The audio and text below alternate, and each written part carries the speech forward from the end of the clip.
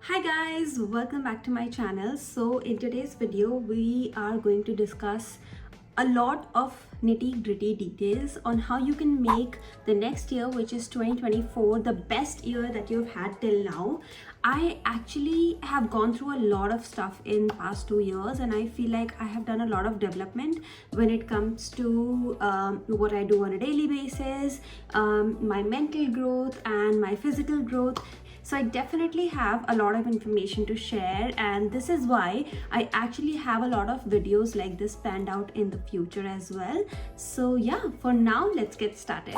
So firstly, I'm filming this video in the first week of December 2023. I wanted to take this month to actually prepare for the next year, and that is what I'm going to share with you guys as well. So I do believe if you want to have a good productive year, you need to be prepared. So yeah, let's get started and let's discuss the things that you need to take care of before starting 2024 to have it and make it your best year yet.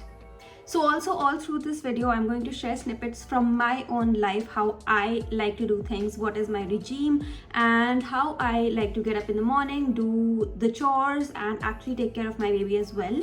I have a 1.5-year-old baby boy, and he's definitely on the naughtier side, so he keeps on making mess everywhere. He requires time 24/7, and somehow I have to make sure that I take time for my goals as well. So alongside my tips, I'm going to insert videos for my life as well. So yeah, let's get started. So the first thing that you can do is declutter and clean.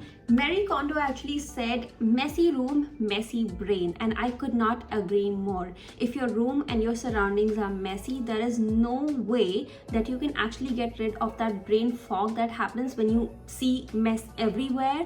And it's not to say that you cannot, live in mess, but you cannot be productive in mess.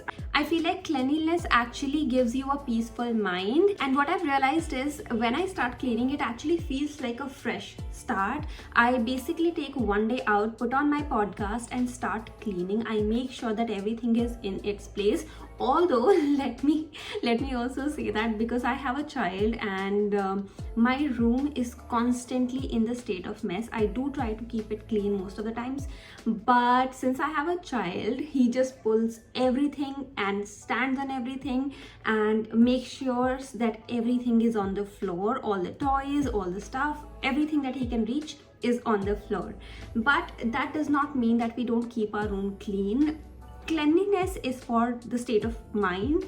So if you have cluttered room, you might not be able to think clearly. So I feel like decluttering is very, very important. Now, how I do is I love to listen to podcasts. I put on my YouTube, I put on my Spotify, and more than often I don't do this with music. I like to listen to something that is informative.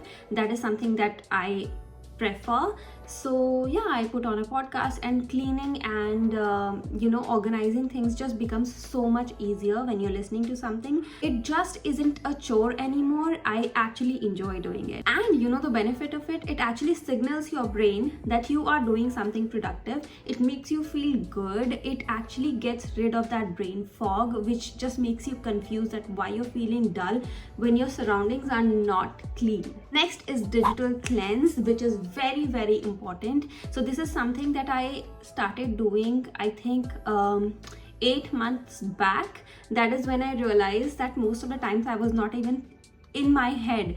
I mean, I felt like I was zoned out most of the times. Like I wasn't thinking, I wasn't experiencing life, and I wasn't experiencing any emotions. I was basically numb. And I came across a video where this girl was actually explaining. So she was scrolling on TikTok, on Instagram Reels, I don't remember. So she was scrolling and she saw a video where there was a child and he wasn't treated well. So it actually brought tears to her eyes, and she was very, very emotional. And in the next second, she just slided and there was this happy video, and she started laughing, and that made her think what actually is going on. By just a swipe, you're changing emotions, you're actually changing the state of your body, and this is doing more harm than it's doing good. It's information that is getting logged in your brain. You're actually emoting it out, and it feels real because obviously you're teary-eyed, you're crying, and it feels real, the emotion feels real, and in the other second that emotion is totally gone and you're laughing and giggling, and because you have seen something funny, the whole emotion is changed. So that is something not okay. I saw that video and I actually took it very seriously, and I actually related it to my own life, because I did feel like my brain was foggy all the time. Even if I was spending like an hour daily on Instagram, the rest of the time also, because I was so stimulated by the information that I've gotten from the app, most of the times I was not thinking, I was just, you know, brain tired, I was not creative, I was not creating anything, I was just a viewer. And honestly, I wasn't okay with that, so I decided to change that. I put timers on my phone, and now I can definitely say that I'm on a cleanse. I have not gone completely off social media because I am a social media creator, and that is not possible for me, but I have limited my use a lot, you guys. And the changes also, I'll tell you, the changes that I feel is I am more active, I am more present, which is the best thing that you can do for your life. Another thing that I hated about using social media so much is the lack of self-control. You're scrolling on one video and then, you know, you don't even know, you're completely zoned out, and you snap out of it after half an hour and you're like, okay, my half an hour is gone, and you don't know, and your 1 hour is gone and your evening is gone. And I have personally, I have done that. I've spent hours on social media and I do not want to do it anymore, because it just creates a very low level of self-control, which you don't want if you want to be successful in life. If you want to do something productive, you don't want that kind of image associated in your head about yourself. So that is also one of the very important things why you need to take a digital detox and, you know, step away from social media, step away from things to actually think clearly about what you want and what you want to do. Now, there can be also better ways of using social media. If you are looking to use social media, make sure that you follow accounts that inspire you. For example, if you want to become a doctor, maybe, you know, follow accounts that have medical background, that are doing well in their fields.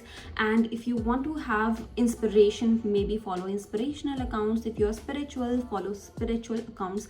Basically, mold social media in such a way that it gives you more of positive and less of the negatives. So I like to follow people who I am inspired by. If I want to do a certain type of work, I really want to just follow people who are already there so that I can actually see where I'm going. So that's what I'm using my social media for nowadays. I also use Pinterest for the same reason. I love using Pinterest. I love seeing the images of people who are doing what I want to do. I actually make pins and I see them every day. I think it's a form of visualization that I absolutely love.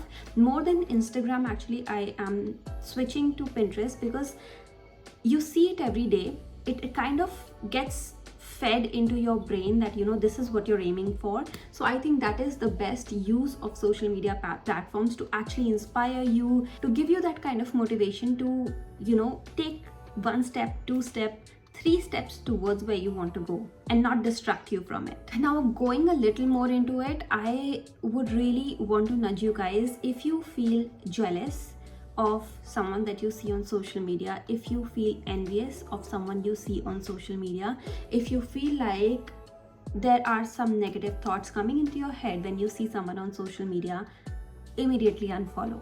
That account is doing you no good. And don't get me wrong, that's not the way to think.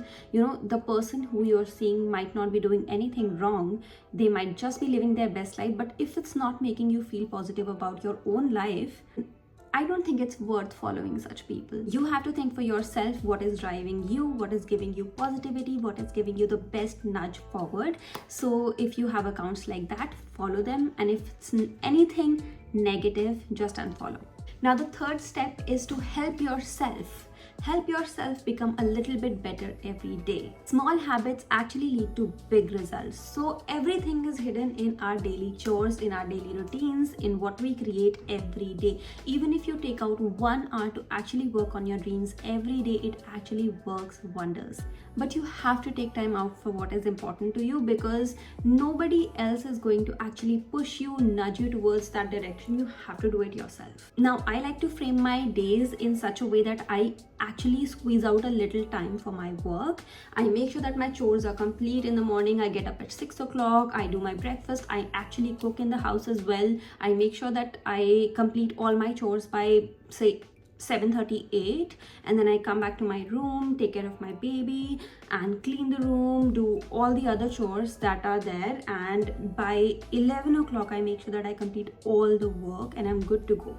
Rest to be productive. I make sure that I make my lists. I make sure that I take out time for myself, by myself, so that I can actually sit, concentrate, make scripts, think of new ideas. And I do make sure, if you guys want a whole video on what my routine looks like, I'll definitely make it for you guys. Leave in the comments below. Now, the last is goal setting for 2024. I am very excited for this. I've actually made like 3 Pinterest boards of what I want 2024 to be like, and you can definitely do a lot more. You can talk about your health. What are your health goals for 2024? What are your relationship goals? What are your fitness goals? What are your financial goals? You can definitely make different categories of what you want to achieve in 2024. So I went ahead and I made a 6-month plan. I want to really do good on social media. I want to focus on my YouTube, Instagram. I want to focus on my health. I want to make sure that I'm healthy and I eat well and I exercise. So my Pinterest boards are ready. They look fabulous, and I'm going to make sure that I see them daily. I have a look at them. I know where I'm going. I know that what my plan is to do. And yeah, that's what the goal is this year. Because you know what, I've heard it a lot of times, I'm sure you also have heard it, that the person that you were till now has gotten you where you are right now in life. All the habits, the way you talk, the way you work, the way you behave with people, the way you treat people, the relationships, yourself in your life has gotten you exactly where you are right now. If you want something to change, for example, if I want to do better, I have to cultivate better habits. It does not, like, it just makes sense, don't you think? If you want better, you have to do better. If you want worse, you can also do worse. I hope you don't. So yeah, so cultivating good habits, making sure that you eat well, exercise, focus on your goals. And when it comes to focusing on the goals, it's very important to make a plan, to actually have a strategy to go forward, because without it, you can actually get directionless, which I have experienced a lot of times in my life. I always get really motivated. Like last year, I really wanted to do YouTube regularly, and I was so motivated, and I uploaded 2 videos, and after that I was MIA, because motivation only lasts for a little while. You're pumped for like 2 days, and then so a plan that suits your schedule, you know what you're doing, you know why you're doing it. It's very important. So yeah guys, go set your goals for 2024 and be really excited about it, because it is something that you should be excited about. You know, when we were in school, we had schedules, we had classes, and we knew what we were supposed to do. But when you are grown up and you have your own business and you have to handle everything by yourself, it's actually not that easy. So you need to have a schedule. You need to have everything written down, what you have to do, what you want to do, and your future plans, so that you stay on track. So I hope that you sit down today and make a list. It just has to be a simple list of what you want to achieve in 2024. It doesn't have to be a very elaborate thing. Start with something simple. Just make a 10-point list of what you want to have in 2024. Last thing that I did was to make a list of everything that I wanted to complete before starting 2024. For example, I have this book. Wait, let me grab it. Alright, so this book, The Psychology of Money, is something that I'm reading right now, and I want to make sure that I wrap it up before starting new year. That is very important. And just like this, if you have pending tasks, if you have something that you want to prepare before New Year, make a list and do so. Make that list. The reason being, you should be going into the new year with a fresh mind, with an excited, positive mind, and that's how you'll be able to have a good kickstart into the new year. So yeah, I think I've practically wrapped up all the things that I wanted to speak about. I'm sure there is so much that I can share with you guys, which I am going to do in the future videos. But for now, if you guys have any question, make sure that you leave in the comments down below. If you want a vlog from my end on how I actually plan and schedule things in my life, make sure that you let me know in the comments and I will make it for you guys. If you want to ask me any other question, my DMs are always open on Instagram, so you can ping me there.